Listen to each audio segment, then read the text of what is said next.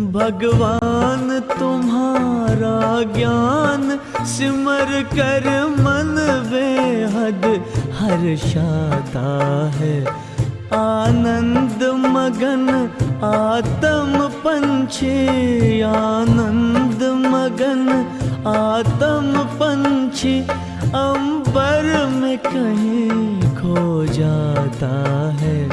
भगवान तुम्हारा ज्ञान सिमर कर।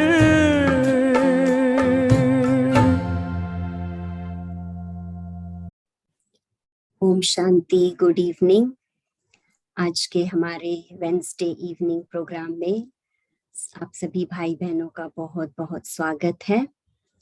और जैसे सभी को ज्ञात है कि लास्ट वीक हमने रक्षाबंधन बहुत धूमधाम से मनाया और हमारे जो भी भारतीय त्योहार हैं उससे हमें बहुत प्रेरणा मिलती है, सीखने को मिलता है।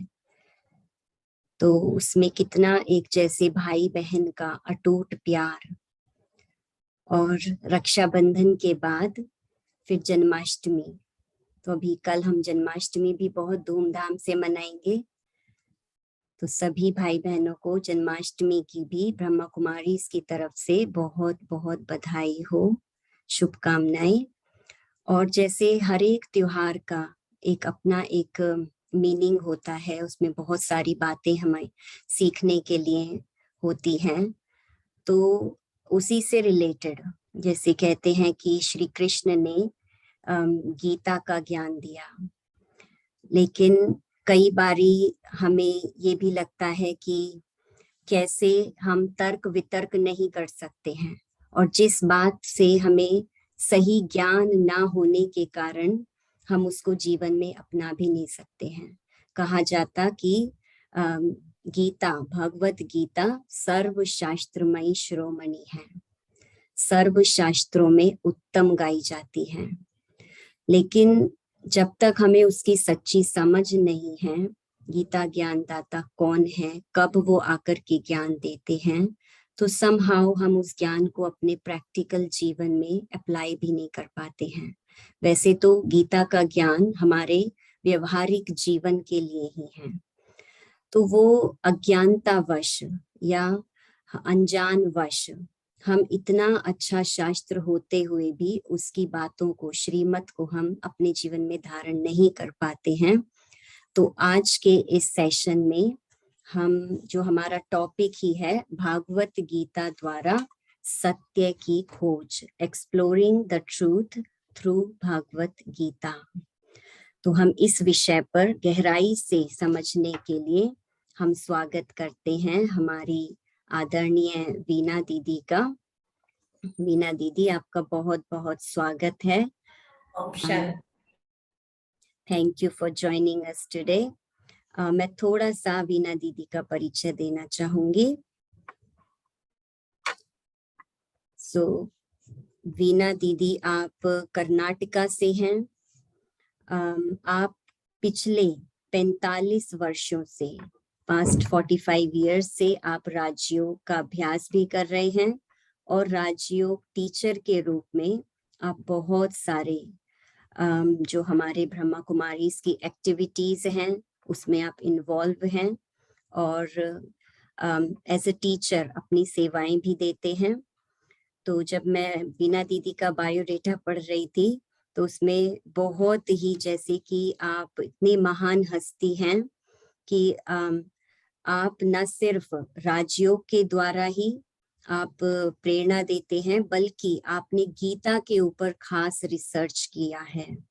आप एक थॉट प्रोवोकिंग स्पीकर हैं, और आपने गीता से रिलेटेड 250 से भी अधिक टॉक शोज और सेमिनार्स, क्वेश्चन आंसर सेशंस और काउंसलिंग भी आप गीता के द्वारा करते हैं। तो ये मुझे बहुत अच्छा लगा। तो पूरे भारत भर में जगह जगह आपके प्रोग्राम्स होते रहते हैं, और आपके प्रोग्राम्स टीवी पर भी आते हैं। और एक है उसमें से मार्गदर्शन, जो कन्नड़ा दूरदर्शन चैनल है, उसमें आपके लाइव शोज होते हैं जिसमें डिफरेंट टॉपिक्स पर जो भी करंट इश्यूज हैं, डिमांड्स हैं, आप उसके बारे में भी आप मार्गदर्शन देते हैं, और आप value education and stress management program उसमें भी आप प्रोग्राम्स कराते रहते हैं। और एक एनजीओ है सत महिला फॉर्म, इट्स सांत्वना, सॉरी, सांत्वना, आप उसके वाइस प्रेसिडेंट भी हैं, तो उसमें भी आपका इन्वॉल्वमेंट है। तो ऐसी महान हस्ती आज हमारे साथ हैं, तो हम आपसे थोड़ा प्रश्न उत्तर भी करेंगे और आपसे आज के टॉपिक के बारे में जो सत्य है भागवत गीता में वो क्या है वो भी जानेंगे। So once again thank you for joining us and welcome दीदी। Thank you. ओम शांति। सभी लंदन निवासी भाई बहनों का बहुत प्यार भरा नमस्कार करते हुए मैं सहर्ष आज भारत की तरफ से आप सबको श्री कृष्ण जन्माष्टमी की बधाइयां भी देती हूँ। और इस श्री कृष्ण जन्माष्टमी के शुभ अवसर पर आप लोगों के साथ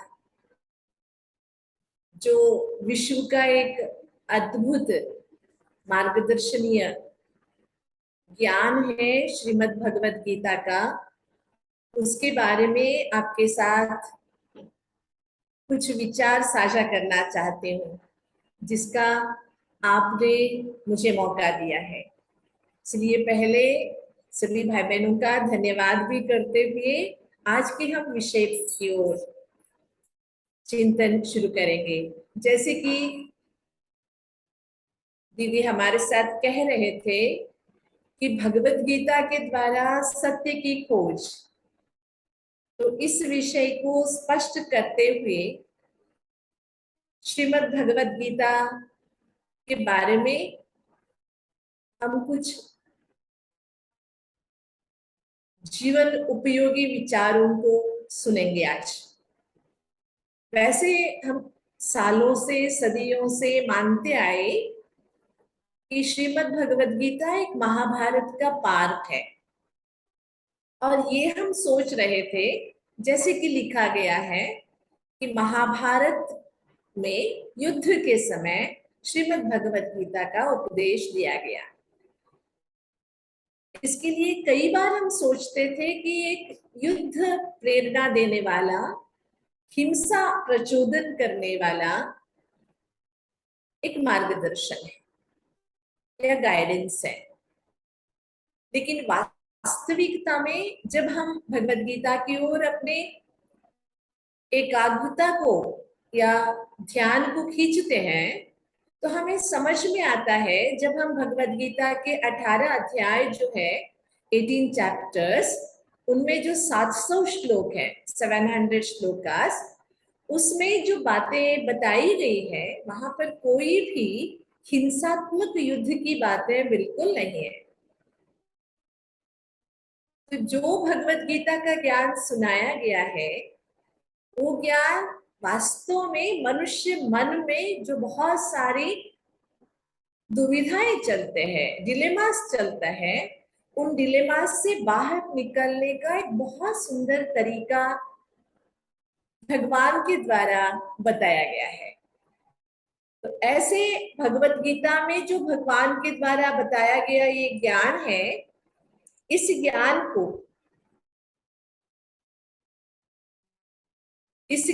को समझने के लिए हमें भगवत गीता के बारे में जो वास्तविकता है उसे सुनना होगा या समझना होगा। मैं पहले अध्याय से शुरू करना चाहूंगी। पहले अध्याय में पहला एक श्लोक है जिसमें आता है, धर्म क्षेत्रे कुरुक्षेत्रे समवेता युत्सव मामकः पांडवाश्चैव किम कुर्वत संजय। इसके जो पहला सेंटेंस है, फर्स्ट सेंटेंस, धर्म क्षेत्रे कुरुक्षेत्रे, इसका मतलब होता है धर्म क्षेत्र और कुरुक्षेत्र, इसमें 4 शब्द है, धर्म क्षेत्रे कुरुक्षेत्रे। इन 4 शब्दों को अगर स्थान पलट किया गया, इधर से उधर उधर से इधर अगर कर देते हैं, नई तरह से उन शब्दों को सेटिंग कर देते हैं, तो एक नया सेंटेंस हम तैयार कर सकते हैं। वो है क्षेत्रे क्षेत्रे धर्मं कुरु। माना जिस भी क्षेत्र में आप हैं, आप धर्म से चलिए या धर्म से कर्म कीजिए। ये है गीता का मूल संदेश, जो गीता लिखने वाले आचार्य वेद व्यास जी ने इसमें लिखा, पहला सेंटेंस। तो अभी हम सोचेंगे कि धर्म क्या है ना?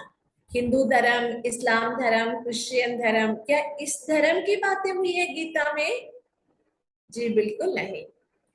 गीता में जिस धर्म की बातें कही गई है वो है आत्मा के अपने स्वधर्म या ओरिजिनलिटीज, नेचर जिसको हम कहते हैं। मनुष्यात्मा के जो मूल स्वभाव है उसके बारे में बोला गया कि धर्म से कर्म करो। जो भी कर्म करते हो, जो भी एक्शन में आते हो, उस समय आप धर्मयुक्त होके चलो। ये बहुत जरूरी है जीवन में। लेकिन आजकल हम अपने आसपास क्या देख रहे हैं? हमने अब तक सोचा था कि गीता का केवल पठन पाठन से पुण्य मिलता है, इसलिए गीता पढ़ने तक, पूजने तक, सुनने तक हमने उसको लिमिटेड बना दिया। लेकिन सच में जैसे कहा गया है, Gita is evergreen guidance from God himself. भगवान के द्वारा दिया गया एक बहुत सुंदर सर्वकालिक सत्य है गीता, जो एक छोटे से बच्चे से लेकर बुजुर्ग व्यक्ति तक हर एक व्यक्ति की समस्या का समाधान गीता के ज्ञान के माध्यम से हमें प्राप्त होता है। तो ये जो गीता का ज्ञान है, ये क्यों सुनाया गया, किसको सुनाया गया, थोड़ा सा इसके ऊपर अगर हम नजर डालते हैं तो हम सोचते हैं जो आध्यात्मिकता है, स्पिरिचुअलिटी है या गीता ज्ञान है, वो बुजुर्गों के लिए है, बुढ़ापे के लिए है। लेकिन सच में गीता ज्ञान हर किसी के लिए और हर उम्र के लोगों के लिए जरूरी है। आप देखिए, जैसे कि एक सिग्निफिकेंट रूप में गीता ज्ञान अर्जुन को सुनाया गया, ऐसे हम मानते आए हैं। अर्जुन कोई बूढ़ा व्यक्ति नहीं था, है ना? अर्जुन एक युवा व्यक्ति था, जवान था, नौजवान था। तो गीता ज्ञान की जरूरत हर किसी को है, और ज्यादा से ज्यादा बच्चों को, युवाओं को बहुत जरूरी है। क्योंकि जब हमारी चेतना में डेवलपमेंट होता है, उस समय अगर गीता ज्ञान हमारे पास हो तो हमारा जीवन बहुत सुंदर फूलों की तरह खिल सकता है। तो गीता ज्ञान कैसे सुनाया गया और किसको सुनाया गया? आप सभी को पता है कि गीता ज्ञान अर्जुन को सुनाया गया, तब सुनाया गया जब अर्जुन युद्ध क्षेत्र में युद्ध करने से इनकार कर देता है और अपने हाथ से अपना जो गांडीव है उसे नीचे रख देता है। एक नयोत्से गोविंदम, नयोत्से गोविंदम, मैं युद्ध नहीं करूंगा। उस संदर्भ का एक विजन अपने सामने लाइए कि 13 साल जिस युद्ध के इंतजार में बिताया था, एकदम से जब युद्ध की घड़ी आ पहुंची तो उसने युद्ध करने से मना कर दिया। आप जरा एक घड़ी रुक के अपने बारे में सोचिए, क्या हमारे जीवन में ऐसे कभी होता है? हम वेल प्रिपेयर्ड रहते हैं, लेकिन जब 11th आवर में कई बार हम शॉक्ड हो जाते हैं या विड्रॉ कर लेते हैं, नहीं मेरे से नहीं होगा, डर जाते हैं। बहुत सारी बातों में जिंदगी में ऐसे होता है। इसलिए एक बात हम अपने मन में स्पष्ट कर लेंगे कि गीता केवल एक अर्जुन के लिए सुनाई नहीं गई। अर्जुन हम सभी मनुष्य आत्माओं का एक प्रतिनिधि है। Arjun is a representative of whole humanity, है ना? पूरे मानवता का अर्जुन एक प्रतिनिधि के रूप में वहां बैठा है या बिठाया गया है। और आप देखेंगे पहले अध्याय में अर्जुन की बहुत सारी दुविधाएं हैं, डिलेमास है, कंफ्यूजन्स है। उन सभी डिलेमास, कंफ्यूजन, करीबन 16 ऐसे क्वायरीज है अर्जुन के, जो अर्जुन भगवान के सामने रखता है। उसमें ऐसे कुछ है, न च श्रेयो न पश्यामि हत्वा स्वजनमाहवे, न च राज्यम सुखानि च पश्य में योगमैश्वरम, ऐसे बहुत सारी दुविधाएं वो रखता है। उन सब दुविधाओं का सीधा जवाब गीता में नहीं है, लेकिन जब अर्जुन सत्य को समझ लेता है, अर्जुन की मुलाकात सत्य से हो जाता है, उसे सत्य की बातें समझ में आ जाती है, तो अर्जुन के मन की सारी दुविधाएं मिट जाती है। 18वें अध्याय में अर्जुन कहते हैं कि नष्ट मोह स्मृतिर्लब्ध तत्प्रसादान मयाच्युत स्थितोस्मि गत संदेह करिष्ये वचनम तव। मेरा मोह नष्ट हो गया, आपकी स्मृति माना याद मुझे उपलब्ध हो गई। जिंदगी में जो भी संदेह था, बहुत सारी परेशानियां, शंकाएं थी, वो सारा मिट गए। अब मैं जिंदगी भर आपकी बातों का ही अनुसरण करूंगा। आप पूरी गीता का जब अध्ययन करेंगे, कहीं भी अर्जुन की दुविधाओं का सीधा जवाब भगवान के द्वारा दिया नहीं गया है, लेकिन जो भगवान ने ज्ञान सुनाया, उस ज्ञान को अपनाने के बाद अर्जुन के मन में जो बहुत सारी परेशानियां थी, दुविधाएं थी, व्याकुलता थी, उससे वो बाहर आ गया। इसलिए कहते हैं Gita is a counselling through God himself for every human being. हर एक मनुष्यात्मा के लिए, जो भूतकाल, वर्तमान और भविष्य में जो भी आने वाली परिस्थितियां हैं, उनसे बाहर निकलने के लिए भगवान के द्वारा दिया गया एक अद्भुत काउंसलिंग मेथड है भगवत गीता, है ना। भगवत गीता के सामने श्रीमत शब्द लगाते हैं। श्रीमत, श्री माना श्रेष्ठ, श्रेष्ठ बनाने वाला गाइडेंस या मत। गीता के बारे में कुछ भी आगे बढ़ने के पहले आप सबके सामने एक छोटा सा प्रश्न रखूंगी, जिसके बारे में आप सोचिएगा जरूर। भगवत गीता में एक बहुत सुंदर श्लोक है, चतुर्विधा भजन्ते ये जनाः सुकृतिनो अर्जुन आर्ता अर्थार्थ जिज्ञासु ज्ञानी च भरतर्षभ। ये जो लोग हैं, 4 तरह से मेरी आराधना पूजा करते हैं। कौन से 4 तरह के लोग हैं? आर्ता, अर्थार्थी, जिज्ञासु और ज्ञानी।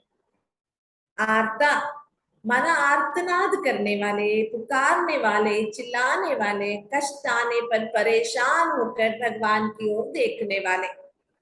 अर्थार्थी माना कुछ पाने के लिए कुछ चढ़ावा चढ़ाने वाले, मन्नत मांगने वाले।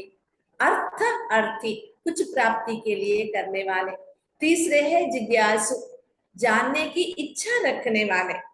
ये क्या कहते, ये क्या कहते, यहाँ क्या समझाया जाता है, ऐसे जानने की इच्छा रखते हैं। और चौथे है ज्ञानी, जो जानते भी है, मानते भी है और चलते भी है। तो अभी हम एक बार 1 सेकेंड के लिए सेल्फ सुपरविजन जरूर करेंगे, आत्मावलोकन, कि इन चारों में से मैं कौन हूं। आत्मा हूं, अर्थार्थी हूं, जिज्ञासु हूं या ज्ञानी हूं।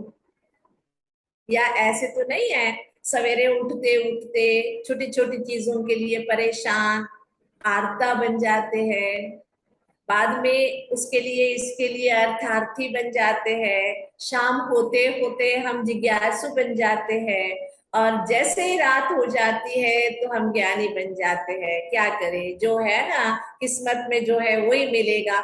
ऐसे अपने आप से थोड़े में राजी होके इसी को ज्ञान समझ के तो नहीं बैठ जाते हैं। तो हम इन 4 बातों में अपने आप को देखने का एक छोटा सा प्रयास करेंगे कि बनना क्या है, हमें गीता क्यों समझना है, गीता की गहराइयां, गीता की सच्चाइयां समझने के लिए हमें क्या बनना है। आर्ता नहीं, अर्थार्थी नहीं, जिज्ञासु ठीक है, लेकिन हमें बनना है ज्ञानी। क्या बनना है? ज्ञानी। भारत के सनातन संस्कृति के महापुरुष जिनको आदि शंकराचार्य कहते हैं, आदि शंकराचार्य जी ने एक जगह बहुत सुंदर बातें कही है। कुरुते गंगा सागर गमनम ऋत परिपालन अथवा दानम ज्ञाने विनः सर्वमताना मुक्तिर न लभति जन्म शतेना। कितना भी गंगा स्नान करो, तीर्थ यात्रा करो, पूजा पाठ करो, अगर ज्ञान नहीं मिलती है तुम्हें, तुम ज्ञानी नहीं बनते हो, तो 100 जन्म लेने के बावजूद भी मुक्ति नहीं मिलेगी। इसलिए गीता में भी भगवान ने कहा है, न ही ज्ञाने न सदृशम पवित्रम इह विद्यते। ज्ञान के समान पवित्र कोई भी चीज नहीं है दुनिया में। इसीलिए कहते नॉलेज इज माइट, ज्ञान ही शक्ति है।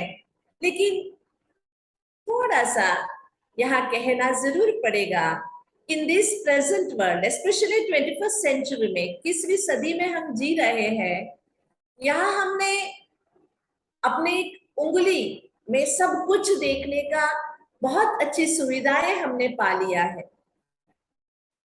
इसीलिए जितने तक मुझे याद है, एक इंग्लिश पोएट एक जगह कहता है कि in the name of knowledge we are collecting information information and information. ज्ञान समझकर हम एक समाचार संग्रह करते जा रहे हैं, इधर ये कहा है, उधर ये कहा है, इसने ऐसे कहा है, उसने ऐसे कहा है, लेकिन क्या उसकी इसकी इनकी उनकी बातें हमारे जीवन में हमने उतारा? वो ज्ञान या वो समाचार वो हमारा जीवन बना? हिंदी में बहुत खूबसूरत 2 शब्द है, जानना और समझना। हम जानते बहुत कुछ है, लेकिन समझते बहुत कम है ना? इसलिए हमें केवल जानना नहीं है, समझना है, जिसे ही ज्ञान कहते हैं। तो ठीक है, गीता ज्ञान है। अब तक हम गीता को एक शास्त्र की दृष्टि से देखते थे, लेकिन गीता शास्त्र भले माने, लेकिन शास्त्र होते हुए गीता एक ज्ञान की निधि है, सागर है, ओशन ऑफ नॉलेज है गीता, क्योंकि स्वयं भगवान ने गीता ज्ञान सुनाया था। तो जो अर्जुन डिलेमा में था, बहुत सारे प्रश्न थे उनके मन में, उसके प्रश्न का मूल एक कारण था, स्वजन हत्या से श्रेय नहीं होगा। देखिए यहाँ पर फिर दुविधा आ गई, स्वजन हम किसको कहे, है ना? अपने खून के रिश्तेदार को स्वजन कहे, अपना कौन है? खून के रिश्तेदार, या अपने देश में रहने वाले, अपने गली मोहल्ले में रहने वाले, या अपने जैसे ऑक्यूपेशन में रहने वाले, किसको हम अपना कहे?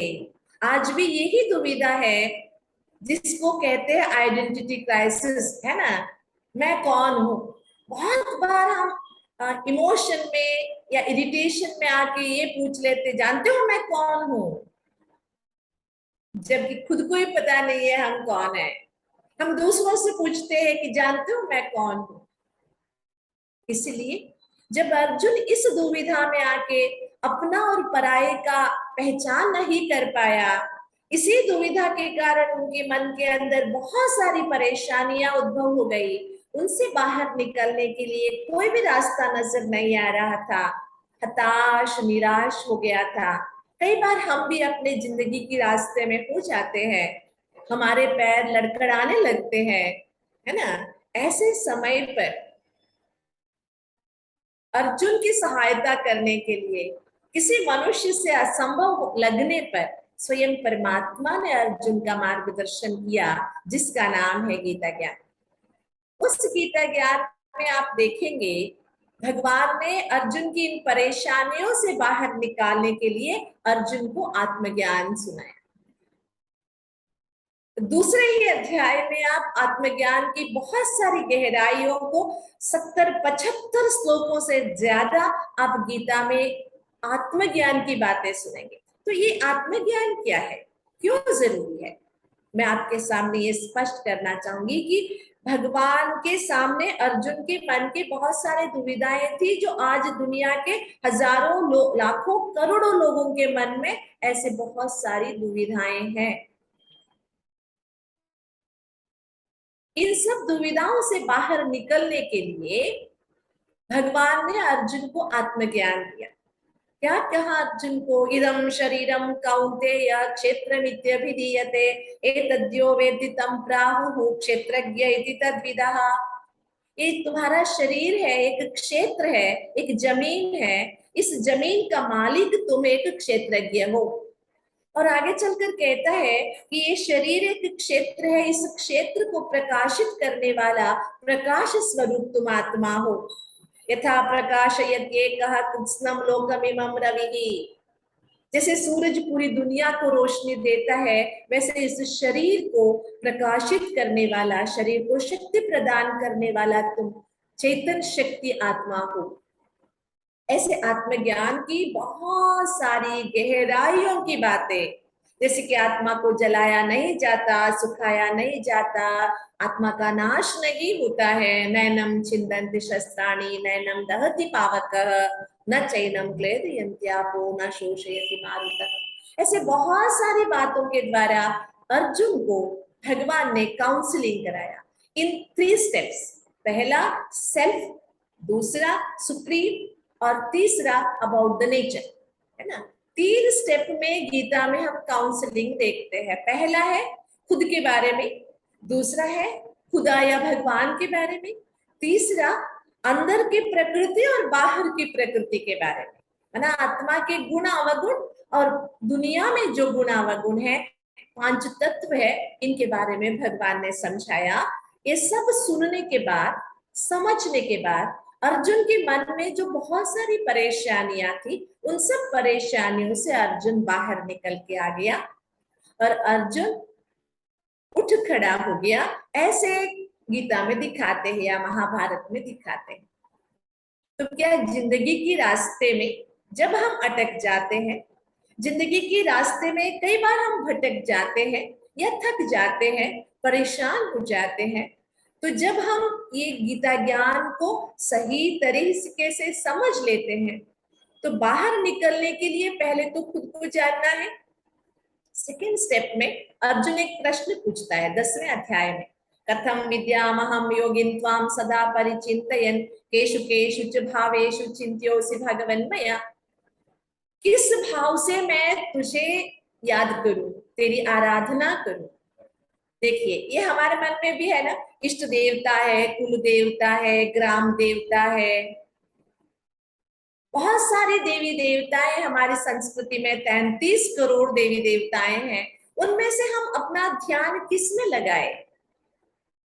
ये परेशानी तो हर किसी को है। इस परेशानी से निकलने के लिए भगवान कहता है, ज्योतिषामपि तज्ज्योतिः तमसः परमुच्यते ज्ञानम ज्ञेयम ज्ञानगम्यम हृदि सर्वस्य विष्टितम्। जहां अंधकार नहीं है, जिस ज्योति के पास, ऐसे अंधकार से दूर रहने वाले ज्योतियों में परम ज्योति स्वरूप मैं परमात्मा हूँ, जिसको ज्ञान के द्वारा समझा जा सकता है। और ज्ञान ही प्रकाश वो है जिससे हम परमात्मा को जान सकते हैं। और ऐसे परमात्मा को ज्योति स्वरूप अजन्मा समझकर याद करने से ही आत्मा पापों से मुक्त होकर परमात्मा के पास पहुंच सकते हैं। तो गीता ज्ञान का मूल उद्देश्य क्या है? शरीर छोड़ने के बाद पाप पुण्य की बातें नहीं, जीते जी अगर हम दुख से, परेशानियों से, दुविधाओं से मुक्त हो सके तो जीवन बहुत सुंदर लगेगा। ऐसी ही एक मार्गदर्शन है श्रीमद् भगवत गीता। जो मानव मन में मोह है, उस मोह से बाहर निकलने का, अटैचमेंट से मुक्त होने का, खुद को परमात्मा के साथ संबंध युक्त बनाने का एक बहुत सरल, स्वयं परमात्मा पिता द्वारा दिया गया मार्गदर्शन है। और परमात्मा के साथ हमारा संबंध कैसे होने चाहिए, हमारा भोजन कैसे होने चाहिए, इन सभी बातों के ऊपर भगवान वाच के द्वारा गीता में बताया गया है। तो श्रीमद् भगवत गीता में जो भगवान ज्ञान सुनाता है। आपको पता है गीता ज्ञान कितने लोगों ने सुना था? जब गीता सुनाया गया शास्त्रों के मुताबिक आप सोचेंगे तो हम पाते हैं पहले अर्जुन ने सीधा सुना, दूसरा संजय ने दिव्य दृष्टि के द्वारा सुना, तीसरा संजय के द्वारा धृतराष्ट्र जी ने सुना, चौथा हनुमान जी ने सुना जो अर्जुन के रथ के ऊपर ध्वज में बैठे हुए थे। पता है आपको पांचवें भी एक थे जिनको गीता ज्ञान सुनने की इच्छा थी, जिनका नाम था भीष्म पितामह, लेकिन वो सुन नहीं पाए। क्यों? गीता महाभारत में एक बहुत सुंदर दृश्य आता है। दुर्योधन कहते हैं कि एक तीर कमान से निकाल दो, अर्थात एक बाण छोड़ दो, अर्जुन का नाश कर दो तो पूरा युद्ध खत्म हो जाएगा। तब भीष्म पितामह कहते हैं वहां भगवान कुछ कह रहे हैं, अर्जुन कुछ सुन रहे हैं, लेकिन मेरा दुर्भाग्य देखो, मैं अन्याय के पक्ष में, अधर्म के पक्ष में खड़ा हूं, जिसके कारण मुझे गीता ज्ञान सुनने का मौका नहीं मिल रहा है, वो भाग्य प्राप्त नहीं हो रहा है।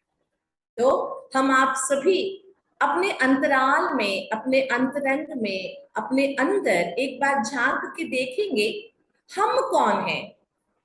गीता सुन तो रहे हैं, गीता के बारे में सोच तो रहे हैं, हम कौन हैं? मैं आप सबसे रिक्वेस्ट करना चाहूंगी, कभी धृतराष्ट्र नहीं बनेंगे, हम अपनी गलतियों का समर्थन कभी नहीं करेंगे। हम अगर बनना चाहेंगे तो हमें अर्जुन बनना है। क्या बनना है? हे अर्जुन, हर एक की जिंदगी में परेशानियां जरूर है, लेकिन उन परेशानियों से बाहर निकलने का रास्ता स्वयं भगवान गीता ज्ञान के माध्यम से हमें दे रहे हैं। इसमें परमात्मा स्वरूप की सत्यता भी बताई गई है, आत्म स्वरूप की सत्यता भी बताई गई है, और इन सब से बढ़कर आत्मा के धर्म के बारे में बताया गया है। आत्मा के 7 मूल धर्म, original qualities of a soul. शांति है, प्रेम है, आनंद है, पवित्रता है, ज्ञान है, शक्ति है और सुख है। ये 7 जो आत्मा के गुण हैं, इन गुणों में रहकर हमें कर्म करना है, जिसके लिए गीता कहती है योगः कर्मसु कौशलम। योगः कर्मसु कौशलम, सुकर्म करने की कुशलता है योग। कर्म को सुकर्म कैसे बनाए, ये कुशलता योग के द्वारा हमें प्राप्त होता है। इसलिए गीता एक योग शास्त्र है, युद्ध शास्त्र बिल्कुल नहीं, क्योंकि योगेश्वर परमात्मा द्वारा सुनाया गया ज्ञान है। हर एक अध्याय, पहला अध्याय अर्जुन का विषाद योग है, उसके द्वारा ज्ञान विज्ञान योग है, अर्जुन के गुणत्रय विभाग योग है, मोक्ष संन्यास योग है। ऐसे हर एक अध्याय का नाम योग योग योग से कहा गया है, क्योंकि योगेश्वर परमात्मा हम सभी को जीवन में समत्व की दृष्टि से जीना सिखाते हैं। और गीता कहती है समत्वम योग उच्यते, keeping the balance is yoga, है ना। अपने अंदर और बाहर, ध्यान और कर्म, इसमें समत्व बनाए रखे। समत्व बनाए रखने से जीवन बहुत सुंदर हो जाता है, और हम अपने कर्म योग की विधि से जीवन को और श्रेष्ठ बना सकते हैं, जो आज की आवश्यकता है ना। आज की दुनिया की आवश्यकता है, भागदौड़ की दुनिया में हम कर्म भी करें, साथ में योग भी करें। ऐसे तो हम कह देते हैं वर्क इज वर्शिप, कर्म ही पूजा है, लेकिन सच में ऐसे होता नहीं है। लेकिन कैसे होगा, ये विधि गीता में सुनाई गई है, क्योंकि स्वयं भगवान ही हम सबकी परेशानियां भी जानते हैं, और हम सबको परेशानियों से मुक्त करना कैसे है वो भी जानते हैं। तो हम आप सभी इस संदर्भ में स्वयं परमात्मा से बातें करने की ये जो सुंदर विधि है गीता में जो सिखाया गया है, इसका एक छोटा सा नमूना मैं आपके सामने रखने में सफल हो रही हूँ। लेकिन गीता ज्ञान एक सागर है, इस सागर के बारे में हम थोड़े से समय में अगर मैं बोलूं आपको पूरा मैं कहती हूँ, तो मेरे जैसे महामूर्ख कोई नहीं होगा, ऐसे नहीं हो सकता है। लेकिन मैं आशा रखती हूँ कि परमात्मा द्वारा सुनाया गया जो गीता ज्ञान है, उसका जो प्रैक्टिकल स्वरूप है, मैंने ब्रह्मा कुमारी संस्था में देखा। वैसे गीता तो मैं दुनिया में लौकिक में भी जानती थी, पढ़ती थी, देखती थी, लेकिन यहाँ आने के बाद यहाँ मैंने गीता ज्ञान को जीते हुए देखा। सो हम सब आशा रखेंगे, हमें अर्जुन बनना है। जिंदगी की इस लड़ाई में हम ही जीतेंगे, क्योंकि हमारे साथ स्वयं भगवान खड़े हैं। कहते हैं जिसका साथी है भगवान, उसको क्या करे आंधी और तूफान। कितने भी परेशानियों क्यों ना आए, हम स्वयं परमात्मा के हाथ और साथ का अनुभव करते हुए, हर घड़ी अपने आप को संभालते हुए, समझते हुए, ज्ञान की रोशनी से जिंदगी के अंधकार को मिटाते हुए आगे बढ़ेंगे और सफल होंगे। इसी आशा के साथ आप सभी के बीच आने का मौका दिया, इसलिए लंदन की ब्रह्मा कुमारी सेंटर और भाई बहनों को, दीदियों को मेरा धन्यवाद। आप सभी ने मुझे सुना, इसके लिए भी आप सभी का आभार। थैंक यू सो मच दीदी।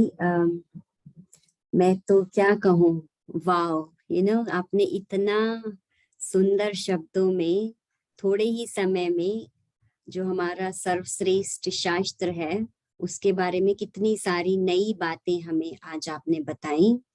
सो जैसे आपने कहा कि गीता तो सागर है, so really, so we have to invite you again. लेकिन मुझे कई सारी बातें जो पहले पता नहीं थी या कभी उसके बारे में विचार नहीं किया, तो वो बहुत सीखने को मिली आज। तो थैंक यू सो मच। उनमें से कुछ एक मैं हाईलाइट करना चाहूंगी। तो आपने कहा गीता इज एवरग्रीन गाइडेंस, भगवान से हमें निरंतर गाइडेंस मिलता रहता है। तो ये एक ही ऐसा अनोखा शास्त्र है, और सही बात है, उसमें हर एक चीज के लिए, चाहे वो कर्म के लिए है, आपने कहा कर्म ही पूजा है, तो वो भी भगवान ने बताया। किसी को मोक्ष पाने की इच्छा है, संन्यास पाने की, तो वो भी योग है उसमें। सो हर प्रकार का योग गीता में बताया गया है। और दूसरा कि युवाओं के लिए, सो हम कई बार अपने बड़ों से सुनते थे, मुझे ही कई बार बहुत लोग प्रश्न करते थे, पहले तो खास तौर से भारत में थी जब, कि अभी तो आपकी उम्र नहीं है ये ज्ञान व्यान लेने की। तो गीता ज्ञान तो जो दिखाते हैं भगवान ने स्वयं अर्जुन को दिया, तो अर्जुन तो he was very young at that time. So it's for everyone, चाहे कोई बच्चा है, जवान है, बूढ़ा है, और खास करके युवाओं को आज बहुत जरूरी है। सो आई एग्री। और जो आपने सुनाया, जो सेल्फ रिफ्लेक्शन के लिए जो आपने क्वेश्चन दिया, प्रश्न दिया, वो तो बहुत ही, मुझे बहुत अच्छा लगा कि हम कौन हैं, अपने से हम चेक करें।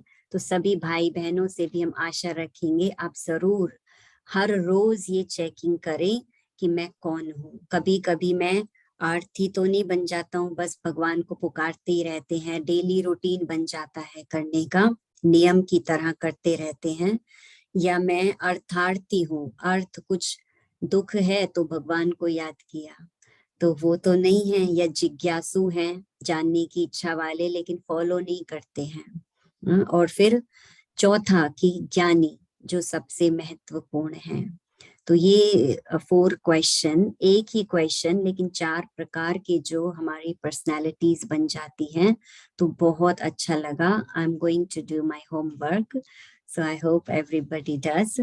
सो यस, और दूसरा, बहुत सारी बातें आपने सुनाई, बैलेंस, कि कैसे हमें गीता ज्ञान से ही पता चलता है कि हम कैसे जीवन में बैलेंस रख सकें। आज हर एक कोई चाहता है कि फैमिली लाइफ में बैलेंस हो, या हमारा वर्क लाइफ में, स्पिरिचुअल लाइफ में। सो वो सब हमें गीता से पता चल जाता है। लेकिन जैसे दीदी ने भी कहा अज्ञानता के कारण या अवेयरनेस ना होने के कारण वो कहीं ना कहीं somehow that's missing in our life. So thank you so much दीदी. और अभी मैं कुछ एक दो प्रश्न भी मुझे आपसे पूछने हैं. तो जैसे आपने सुनाया कि इसमें गीता ज्ञान से हमें आत्म ज्ञान मिलता है, फिर परमात्म ज्ञान मिलता है, और फिर प्रकृति का ज्ञान मिलता है, अंदर बाहर का, मैटर का.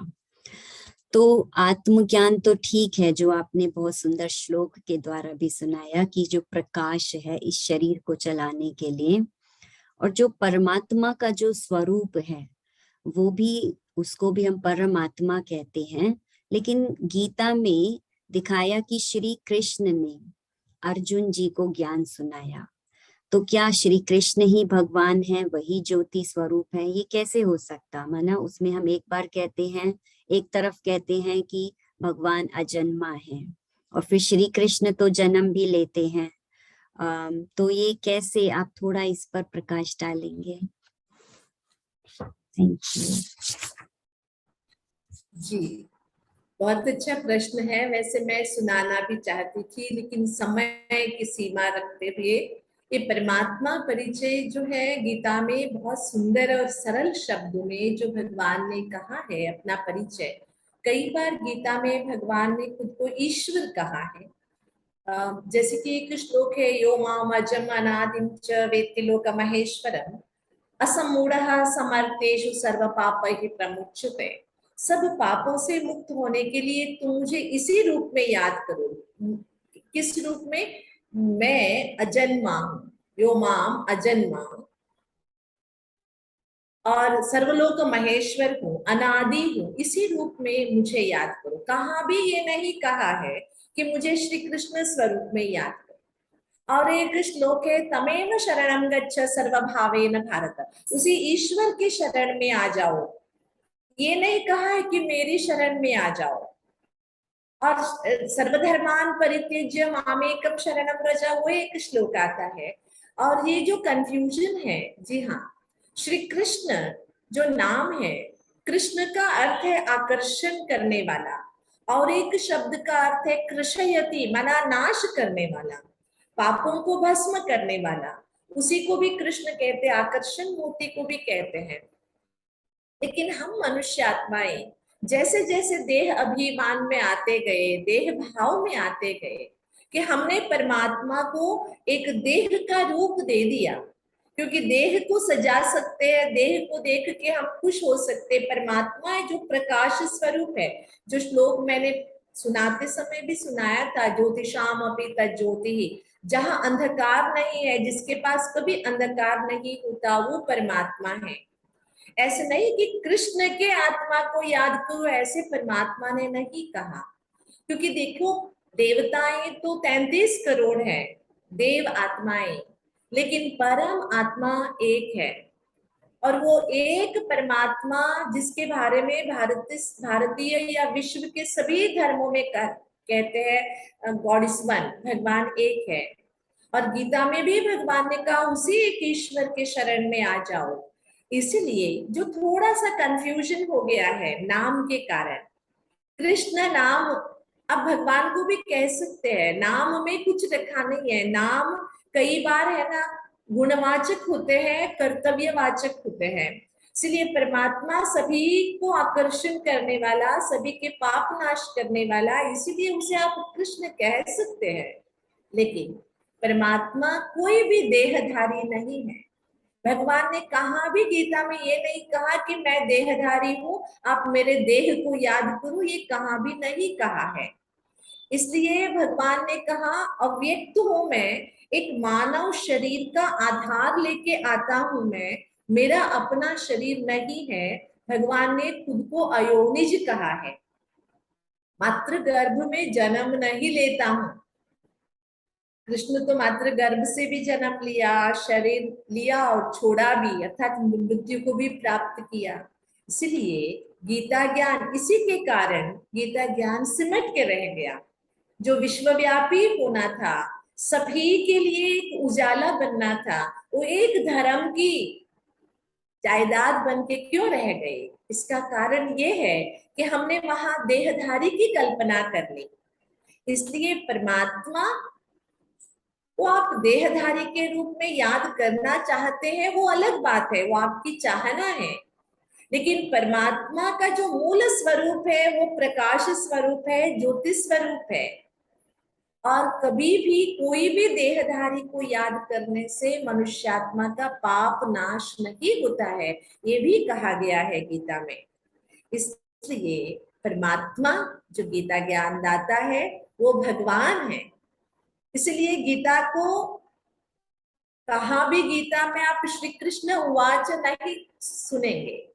गीता में लिखा गया है श्री भगवान उवाच, और गीता को श्रीमद् भगवद गीता कहते हैं। श्री कृष्ण गीता नहीं कहा गया है कहाँ भी, क्योंकि हमारी भावना से कई बार हमने भावना विवेक का दोनों का उपयोग न करते हुए टू मच इमोशनल होने के कारण थोड़ी सी परेशानी कर लेते हैं अपने आप में। लेकिन सच तो एक है कि भगवान ज्योति स्वरूप परम आत्मा सुप्रीम सोल जो अभोक्ता है, जिसके बारे में कहते हैं कविम पुराणम अनुशासितारम अणोरणीयाम समनुस्मरेद्यः, जो अणु से भी सूक्ष्म अणु है परमात्मा, ये कहा गया है। इसलिए गीता ज्ञान स्वयं निराकार ज्योति स्वरूप जो कभी मातृ गर्भ में जन्म नहीं लेता है वो परमात्मा ने दिया। अगर इसको हम जान लेते, इस सत्य को हम पहचान लेते हैं, तो हमारे जीवन के सारे अंधकार मिट जाते हैं। जी, आपने बहुत अच्छा बताया कि गीता में कहीं भी श्री कृष्ण वाच नहीं लिखा है, भगवान वाच लिखा है। तो वास्तव में भगवान ने ही स्वयं गीता का ज्ञान दिया। और ये सिर्फ एक धर्म की बात नहीं है कि हम सभी गीता पढ़ते हैं, बहुत गीता पाठी हैं, तो वास्तव में सभी के जीवन के लिए ये गीता ज्ञान लागू होता है। तो दैट मीन्स कि जो श्री कृष्ण है वो देव आत्मा है और भगवान जो है वो परम पिता परमात्मा निराकार है, ज्योति स्वरूप है, राइट। सो दीदी, ये गीता ज्ञान जैसे दिखाते हैं कि महाभारत के समय पर दिया गया, तो वो कौन सा समय था, वो कब दिया गया ज्ञान? उसका कोई स्पेसिफिक टाइम था, काल था, या जरूरत थी उस समय पर? कब जरूरत थी और क्या एक ही बार दिया गया, उसके बारे में थोड़ा आप समझाएंगे? वैसे गीता ज्ञान कहते हैं धर्मग्लानि के समय पर दिया गया। बहुत सारे इतिहासकारों की इसमें सहमत नहीं है कि गीता महाभारत के बीच में सुनाया गया, वो बात, वो सब्जेक्ट ही अलग है। लेकिन अगर हम थोड़ा सा इसके ऊपर रोशनी डालना चाहेंगे तो जब धर्म की ग्लानि होती है, धर्म माना जो आत्मधर्म है, जिसके बारे में हमने सुना आत्मा में शांति है, ज्ञान है, आनंद है। आप देखेंगे आज दुनिया में जंगलों में भी शांति नहीं रही है और पवित्रता किसी के पास नहीं रही है। ऐसे जब मनुष्यात्मा के आत्मधर्म के और मानव धर्म का हनन हो जाता है, नाश हो जाता है, ऐसे धर्मग्लानि के समय पर स्वयं परमात्मा इस धरा पर अवतरित होते हैं। वो कौन सा समय है? जैसे इस दुनिया को 4 युगों में बांटा गया है, माना इस काल चक्र को 4 युगों में बांटा गया है। सॉरी, सत्ययुग, त्रेता युग, द्वापर युग और कलयुग, ये 4 कालचक्र के 4 खंड के रूप में इसे हम पाते हैं। आप सभी को पता है अभी हम कलयुग में हैं, तो सभी के मन में प्रश्न है कि कलयुग के बाद क्या होगा। जैसे देखिए, आप सभी संडे हॉलीडे है, संडे होने के बाद कोई नहीं सोचता कि क्या होगा, ऑटोमेटिकली मंडे आना तय है। इसी तरह इस सृष्टि नाटक के कालचक्र के अंदर भी कलयुग के बाद सतयुग आना निश्चित है, लेकिन आएगा कैसे? जैसे रात को दिन बनाने के लिए सूरज का उदय होना आवश्यक है, सूर्योदय के कारण सूर्योदय के पश्चात अंधकार टल जाता है और रोशनी आ जाती है तो रात से दिन हो जाता है। इसी तरह जब दुनिया में अज्ञान है, दुख है, अशांति है, ऐसे अंधकार छाया हुआ है जिसको धर्मग्लानि का समय कहते हैं, इस अंधकार को मिटाने के लिए दुनिया को रोशनी देने वाला ज्ञान सूर्य परमात्मा का जब अवतरण होता है तभी रात से दिन माना कलयुग से सतयुग आता है। तो ये जो कलयुग और सतयुग के बीच के समय है जिसको हम अपने आध्यात्मिक भाषा में ब्रह्मा कुमारी संस्था में संगम युग कहते हैं, ये परमात्मा के अवतरण का समय है।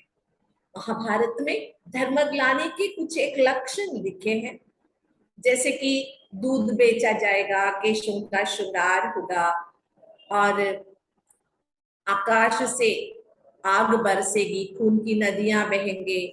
दीदी सॉरी टू इंटरप्ट यू, आपका स्क्रीन थोड़ा फ्रोजन हो गया है। क्या हो गया? इट्स लाइक इस आपका screen I don't, now I can see, yeah, now it's better. Yeah, okay, please carry on. Yeah.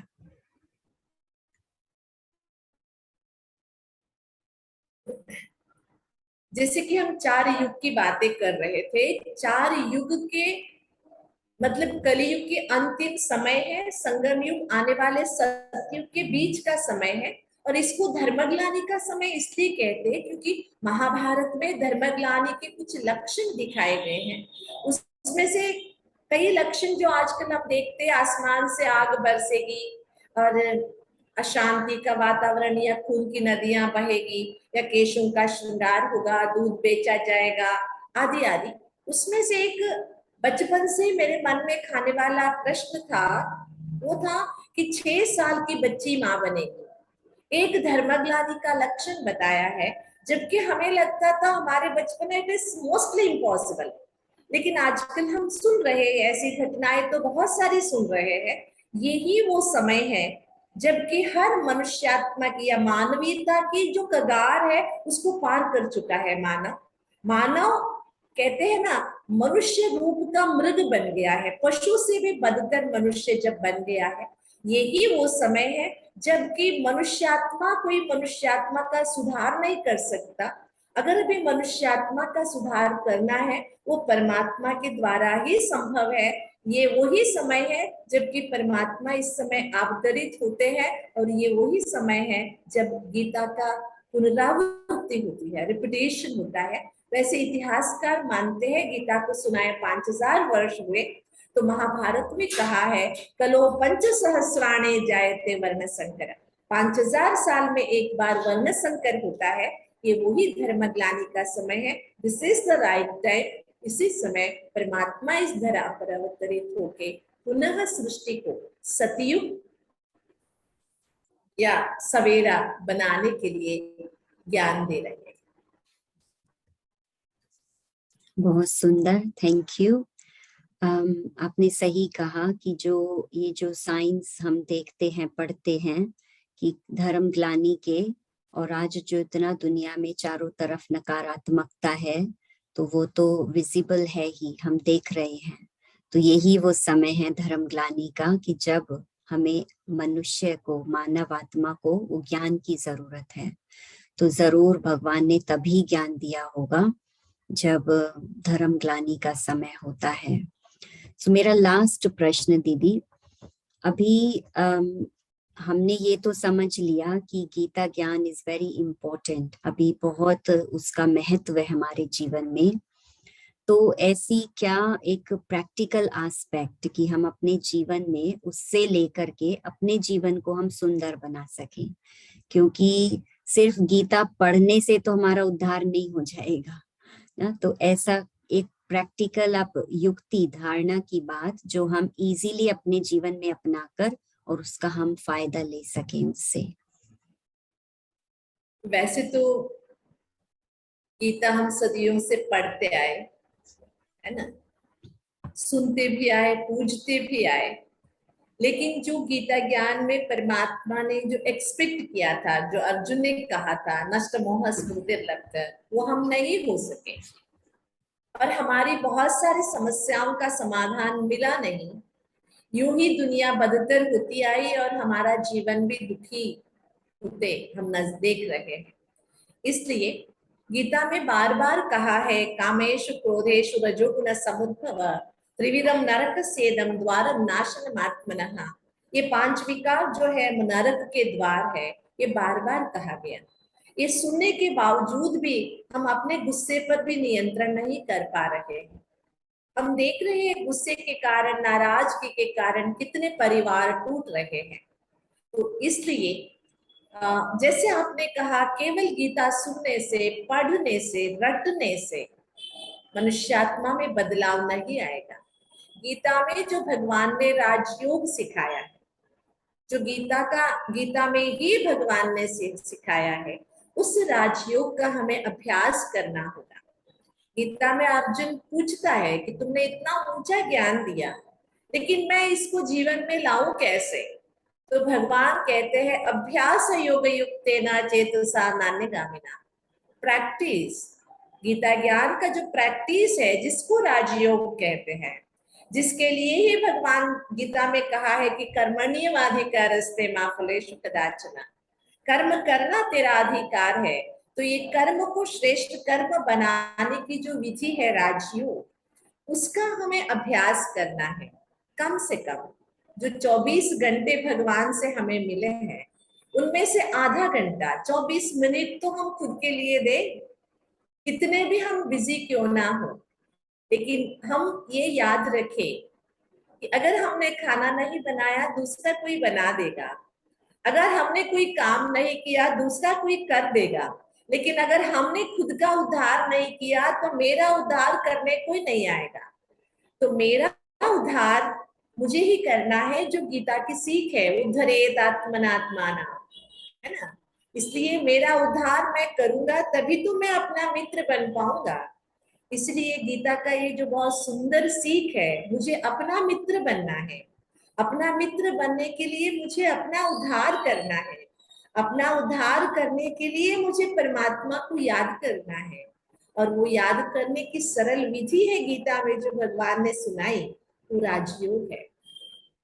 खुद को जानना, समझना, खुद को खुद से जोड़ना और खुद को भगवान से जोड़ना, ये सरल विधि जो ब्रह्मा कुमारी संस्था के द्वारा स्वयं भगवान सिखा रहे हैं विश्व भर में, इसे हम सीखे, तभी हम गीता ज्ञान को सही तरह, राइट वे में अपने जीवन में हम ला सकते हैं। यही हम आशा रखते हैं, जो भी गीता के प्रेमी हैं, गीता पाठी है, वो गीता के प्यार करने से कुछ नहीं होगा। कहते हैं ना, हम गीता को मानते हैं, लेकिन हमें अभी गीता की माननी है, तभी हमारा जीवन ऊंचा हो जाएगा। बहुत अच्छा कि गीता को तो मानते हैं, लेकिन गीता की माननी है, जो उसमें बातें लिखी हैं उस पर चलना है। और आपने बहुत ही सुंदर बात सुनाई कि 24 घंटे में कम से कम थोड़ा समय तो निकालें अपने लिए, स्वयं का मित्र बनकर स्वयं का उद्धार करना है। कोई दूसरा हमारे लिए नहीं कर सकता है। और जो गीता में राजयोग सिखाया है, तो वो उसकी और गहराई में जा करके जरूर उसका अभ्यास करके अपने जीवन को श्रेष्ठ बनाना है। और हमारे बहुत सारे कोर्सेज तो होते ही रहते हैं, सो ऑनलाइन इंफॉर्मेशन आपको मिल जाएगा। तो अभी हम दीदी से रिक्वेस्ट करेंगे कि थोड़ा समय, जो आप राजयोग की बात सुना रहे थे कि कैसे हम मेडिटेशन राजयोग के द्वारा उसका हम थोड़ा अनुभव भी कर सके, मन को शांत करने के लिए या अपने जीवन में बैलेंस लाने के लिए मेडिटेशन इज इम्पोर्टेंट। सो थोड़ा समय आप हमें मेडिटेशन का अनुभव कराएं दीदी। Thank you. ओम शांति। हम सभी सीधा बैठेंगे, अगर हो सके तो आंखें खुली रहे और पहले एक सेकंड के लिए हम खुद को निहारेंगे, ऑब्जर्व करेंगे। बाद में हम अपने आप को कुछ इशारे देंगे, मन को कुछ सुनाएंगे, जिसमें चलने का हम प्रयास करेंगे। पहले कि गीता ज्ञानदाता परमात्मा का दिल से धन्यवाद करते हुए गीता ज्ञान के माध्यम से जो हमें पहचान मिली है खुद की, उसके स्वरूप बनने का अभ्यास करेंगे। गीता ज्ञान में परमात्मा ने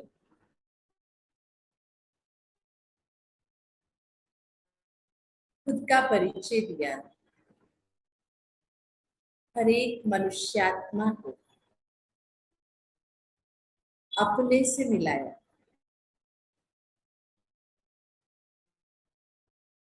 तो चलिए हम भी अपनी ज्ञान चक्षु के द्वारा अंतर की यात्रा करेंगे।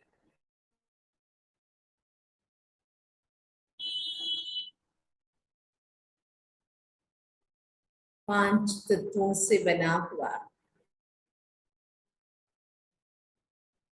ये मानव शरीर एक अद्भुत रचना है। मेरे लिए मानो एक मंदिर है।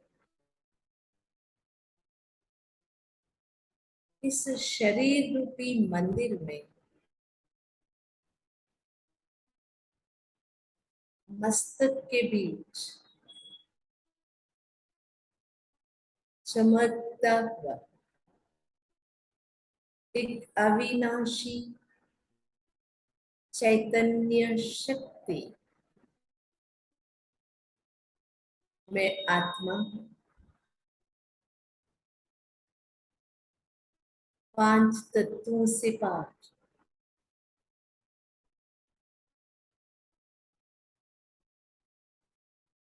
सदा सर्वदा चमकने वाली मैं एक शक्तिशाली आत्मा हूँ। मेरे अंदर ज्ञान है, आनंद है, पवित्रता है। मैं एक शांत स्वरूप आत्मा हूँ। मैं शक्ति स्वरूप आत्मा हूँ। सुख स्वरूप आत्मा हूँ। मैं आत्मा सर्वशक्तिमान अखिल नियंता पिता परमात्मा की संतान। मेरे सिर पर ज्ञान सागर, आनंद सागर, शांति के सागर परमात्मा की छत्र छाया है। इस छत्र छाया के अंदर सुरक्षित मैं आत्मा, देह में रहती बिल्कुल देह से न्यारी मैं अपने आप को ज्ञान के दर्पण में देख रही हूँ। बहुत अच्छा लग रहा है। केवल बाह्य स्वरूप को देखकर थक गए थे। अंतर के स्वरूप को जानकर, देखकर, पहचान कर बहुत सुकून मिल रहा है। परमात्मा से सब कुछ प्राप्त करते हुए खुद को शक्तिशाली महसूस कर रहे हैं।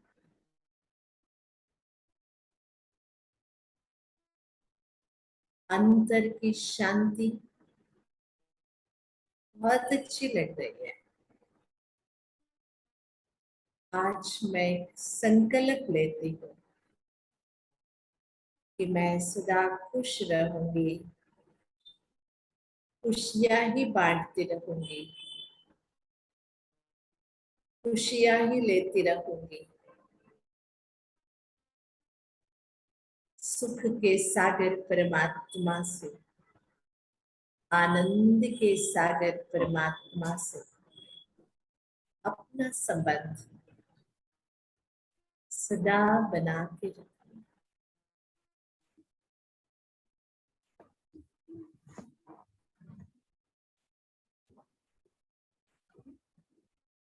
ओम